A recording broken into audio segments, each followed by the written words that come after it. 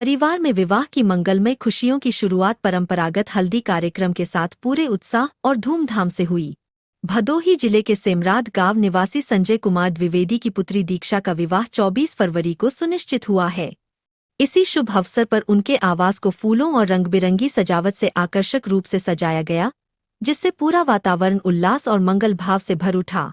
सुबह से ही परिजनों, रिश्तेदारों और शुभचिंतकों का आगमन शुरू हो गया। पारंपरिक रीति रिवाजों के अनुसार दुल्हन दीक्षा को हल्दी लगाई गई, जिसे भारतीय संस्कृति में शुभता, सौंदर्य और सुख समृद्धि का प्रतीक माना जाता है। हल्दी के साथ चंदन और गुलाब जल का प्रयोग कर इस रस्म को और भी विशेष व यादगार बनाया गया। कार्यक्रम के दौरान महिलाओं ने पारंपरिक लोकगीत गाए, वहीं डीजे की मधुर धुनों पर युवाओं और बच्चों ने जमकर नृत्य कर खुशियां मनाईं। हर चेहरे पर मुस्कान और उत्साह साफ झलक रहा था।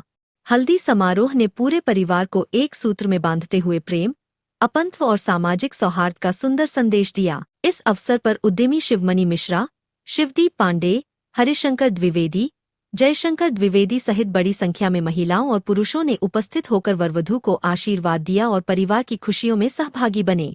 कुल मिलाकर हल्दी कार्यक्रम ने विवाह की औपचारिक शुरुआत के साथ साथ पूरे परिवार और समाज में उत्साह, उमंग और मंगल कामनाओं का वातावरण बना दिया। आज से लगभग 25-30 वर्ष पहले विवाह की परंपरा काफी सरल हुआ करती थी।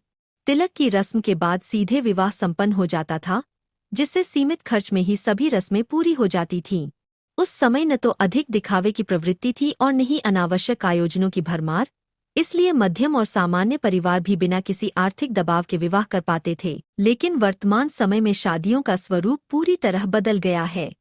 पहले तिलक, फिर सगाई, उसके बाद हल्दी, मेहंदी, संगीत जैसे अनेक कार्यक्रमों के आयोजन ने विवाह को अत्यधिक खर्चीला बना दिया है।